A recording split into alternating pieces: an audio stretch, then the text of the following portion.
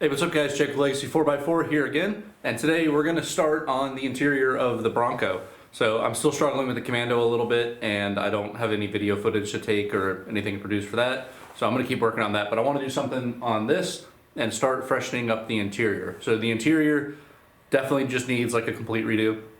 It needs to get freshened up, it needs to become comfortable. I'd like to be able to like comfortably drive this like to work and other places and things like that. So that's gonna be the first thing I start with before I get to any of like the build out for the overland stuff. So consider this video like the introductory prep work and getting the base layer of everything down so that we can start building out and finishing the interior of this truck. Anyways, let's go ahead and get started.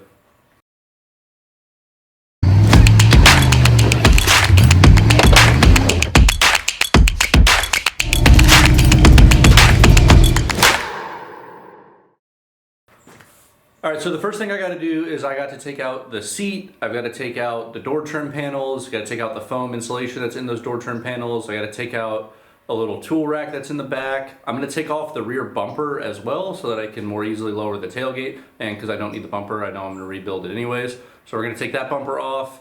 We're going to take out all the things from the interior that come out easily, that are not going to get painted or that I don't want to get painted, or the stuff that I'm going to replace in the future. So I already ordered some new door trim panels, I ordered new door kicker panels, I ordered some foam insulation, like Dynamat stuff for the inside of the truck, and I ordered a vinyl floor cover as well that's cut to size for the 1994 Broncos. So that's going to give it a really good base for the floor so that we can build everything else off on top of that, and that's going to make it comfortable, kind of soundproof a little bit of the interior to make it a little bit more like pleasant to ride in, as well as giving me a vinyl floor that can easily be washed out when dogs are in here, and you know, when you got muddy boots and all that other kind of stuff, so you can more easily wash that out and not have carpet that is liable to just get dirty and filthy anyways. So all of that stuff's on order. You'll see the installation of all that stuff in the second part of the interior refresh video, and then the third part is going to be redoing some of the electronics in there. I want to add in some dome lights. I want to do a full new audio system because music is really important to me. So I'm going to do a full audio system in here. Unlike the Commando, which just has an ATV speaker in the back of it because it's all exterior, it's all, you know, exposed and out in the elements. The Bronco is not. The Bronco needs to be comfortable, so the Bronco is going to get a full system in it. I haven't picked out the system yet, so that'll come in the third of the interior videos, and that should about do it.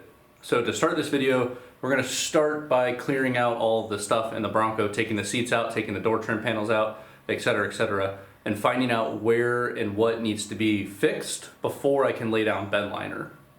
So my goal is to strip it. I want to lay down a thick coat of bedliner underneath everything, put the foam insulation on top of it, and then put the vinyl floors on top of that. The bedliner is to protect the bed, like the floor of the truck, from any rust and things like that, because this truck is in really good condition right now. It doesn't have a whole lot of rust holes and things like that, so I want to keep it that way forever, hopefully. The sound insulation and then the vinyl flooring. But the sound insulation vinyl flooring, that's going to be in the second one of these videos. So today, let's start by stripping this truck apart and getting some parts laying on the floor in the shop here.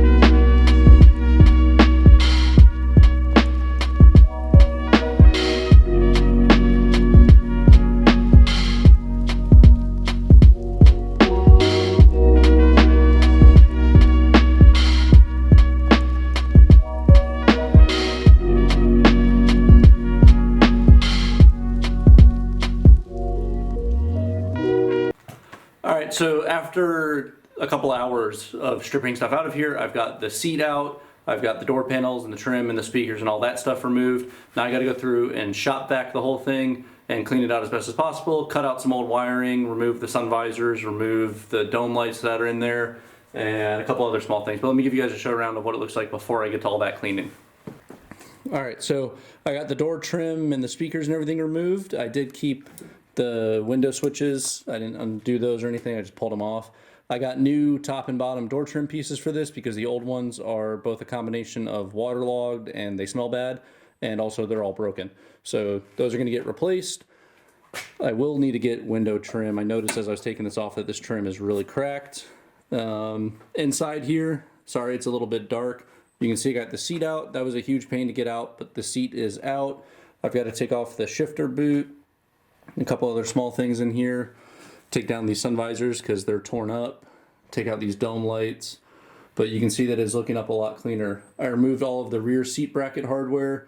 I've got to take that little tool holder off. Going around to the back here, I got the tailgate all down and cleaned. That's what all that looks like. So I'm gonna come through the shop vac and suck up a lot of the dirt and dust and stuff that's back in here, and then remove the rest of these pieces, cut out some of the wiring like that, that subwoofer wiring, cut out some of all that wire pieces that are extra that don't need to be back there, clean up, and then start the taping process after I go through and scratch up the surface. So we're making steady progress. All right, so like I said, the next step is going to be to come through the shop vac and get out a lot of the dirt and dust and other random stuff that's in there right now, suck all that stuff up out of there, and then I can have a better blank slate that I know what I'm working with, remove the last couple of things that are bolted on. They should be easier to remove than some of those really stuck old bolts that were holding like the seat on and stuff like that. So we'll remove those things, shop vac it out, and then we're going to come through with the surface conditioning tool and scratch up the whole inside, do another cycle of shop vac, and get it completely bare and clean, and then we got to tape it. So I'll give you guys another progress shot once I get to the point of doing the surface conditioning and scratching up the interior.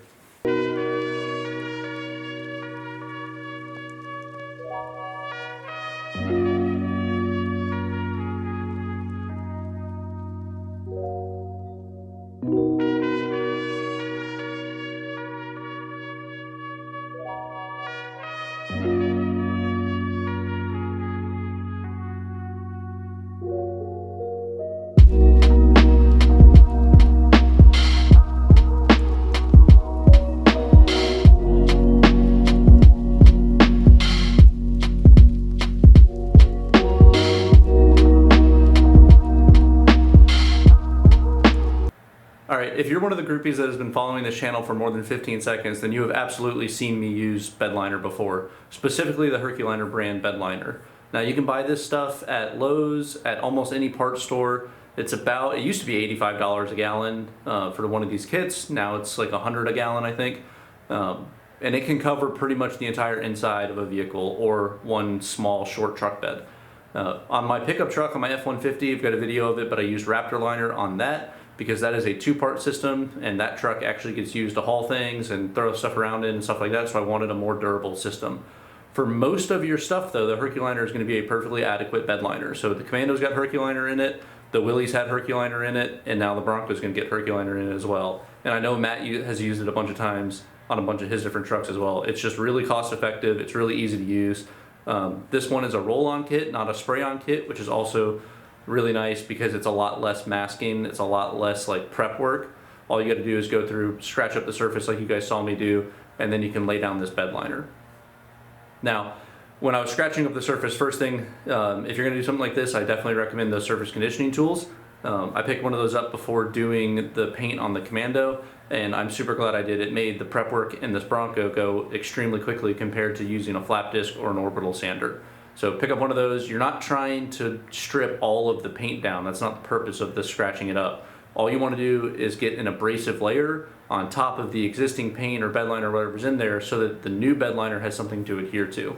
So like in this case, somebody had laid down bed liner in this truck before and it had the factory paint. So I wasn't trying to get through those two thick layers of paint. All I was trying to do was get rid of some of the built up, caked up mud and dirt, scratch up the surface so it had an abrasive surface for the new bed liner to bond to, and now I'm going to lay down the bed liner. Ultimately, this bed liner is only the first, or the third, depending on how you want to look at it, the first layer into what's going to be a three-part system. I'm going to lay down this bed liner, protect the raw steel that's down there. I'm going to lay down insulation foam on top of it, and then I'm going to lay down a vinyl mat on top of the whole thing. That's going to really both clean up the inside of the truck and make it look really clean, but it's also going to protect everything, and it's going to provide the insulation and the soundproofing that I want, because this truck is not meant to be a hardcore off-roader. This truck is meant to be more of an overland camp vehicle, and I want the inside to be comfortable. So anyways, when it comes to this stuff, some bed liners are two-part systems. This is not. This is a one-part system, so all you do is you crack the seal on this and then give it a really good stir, really get some of that material that's in there to settle. Once it's all settled and it's all stirred up properly, then you're going to want to lay it down, and you're going to want to lay it down as quickly as possible. because this stuff does harden relatively quickly, at least hardens to the touch. So I'm gonna crack this in a second, find a stick and stir this, and then we're gonna start at the front of the truck and work our way to the back of the truck. Reason for that is because my shop is small, so it's kind of hard to get into the parts of the front of the truck. So I'm gonna start on the passenger front side, work my way over to the driver's front side, and then work my way back. To do the front of the truck, I'm gonna use just the paintbrush that comes in the kit. So you get just a little, a 2-inch regular paintbrush. I'll use this to do the front, especially the floor well areas, because the floor well areas have some trim pieces, they've got the pedals, and they've got stuff like that that I don't necessarily want to completely coat with the bed liner. So we'll start with this, and then once we get the trim cut in, the kit gives you 2 abrasive rollers, or not abrasive rollers, but they're like textured rollers, and that's what actually provides the textured floor finish on this kit. So we'll use this, use both of these rollers, and then roll through the rest of it. I'm gonna try to get the bed liner up on the side walls in the back as well, again, just for protection. The vinyl is gonna cover all of that space anyways, but just for protection, I wanna get that up on those side walls. So we're gonna try to get all of that done. Hopefully 1 gallon is enough to do the entire floor and the sidewalls of the Bronco. Worst case, I can always go pick up another quart of it at O'Reilly's, which is where I got this at. Anyways, let's grab a stick, let's stir this up, and then we can go ahead and get started.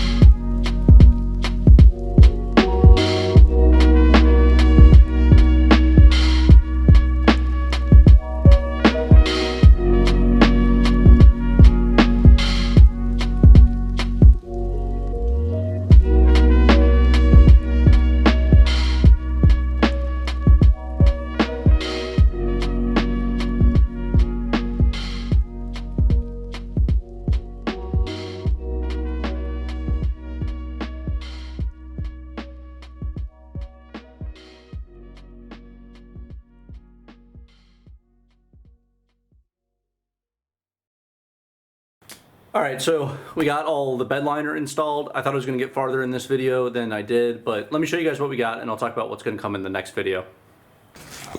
Alright, as you can see, it is dark out. I got the Bronco seats outside. That's actually still wet from pressure washing, so I'm going to let that sit outside for the night and then let it air dry / sun dry tomorrow. And the Commando's over there. Starting back here, and it's kind of dark, so I did grab a flashlight here, but so I was 50-50 if I wanted to paint the tailgate. As you can see, I did choose to paint the tailgate. I just think it gives it a more cohesive look. I did keep out of the door jambs themselves because bedliner is notorious for clogging those. And then you can see this is what it looks like in the back there. So I went all the way up to the bottom of the hardtop, obviously covered up all of the sidewalls and all of the interior there. Sorry, I know it's dark. The black bedliner combined with the fact that it's dark outside makes it very hard to see. But you can see that this stuff laid down super nicely, super clean. It's kind of like shocking next to some of the old worn out parts, so some things will get replaced with time. But let's look at the front here. My shop is a mess. So coming up front here, as you can see, stayed away from the dash and all the insulation underneath the dash, but got all of the floor. As you can see, just like that, all the way up the sides behind those trim panels, all the way back there. Got the hole where the rear seat used to go. So I am really happy with it. It definitely gives it a nice base layer now that I can build the rest of the inside of this truck off of. But it has to have that base layer so you've got something to work on that's clean. You don't want to have a dirty base and then do a bunch of work and then end up having rusted floorboards a year later. Alright, so the last thing with that bedliner stuff, make sure you wear gloves and preferably long sleeves. As you can see, I do have it on my arm, and this stuff is extremely annoying to get off. I'll have to sit in the shower and like scrub it with basically a Brillo pad to get it to come off of my skin. I do this every single time. I always know that it does this, and I always put on gloves, but I never put anything over my arms. And then I finish doing this, and next thing you know, I'm covered in splatter from the bedliner all over, up and down my arms, and it takes forever to get off. But anyways, we got that finished up. I wanted to get a little farther with this video, but I don't have any more time this weekend, unfortunately. So we're gonna end this one here. It's just another super simple bedliner video, but this is the introduction part 1 for the interior refresh before the interior build out. So, all right, so in the next video, we're gonna do some of the touch-up work on the rest of the interior. So hopefully we get the insulation boards in, hopefully we get the vinyl floor mats in, hopefully we get the door trim pieces and all those kind of things in. When all those come in, then I can install all of those pieces back into the truck. That's gonna be the part 2 for this series, and then part 3 will be doing the audio system. And then that'll be the extent of the refresh for the interior, so to speak. After the refresh, then we'll get into doing the actual build out of the back of this, building it into being a competent and capable camper. I want to get all this interior stuff done first because that is the most important part of the truck. The truck does run, it does drive, it does work. The suspension does need to be refreshed as well. The steering needs to be refreshed, and it needs a little bit of motor work just to kind of clean some things up. And I need to make bumpers and some other stuff for it. So those videos will come out periodically as I, pay for parts on that kind of stuff, and I start doing those type of parts of the build. But for now, we're doing just the interior so that I can drive this thing to work, so that I can start taking it to little places and start getting out with it a little bit. So anyways, if you guys like this video, make sure to like, share, and subscribe, and I'll catch you guys on the next one when we get to the next step of redoing all of the trim and the rest of the interior.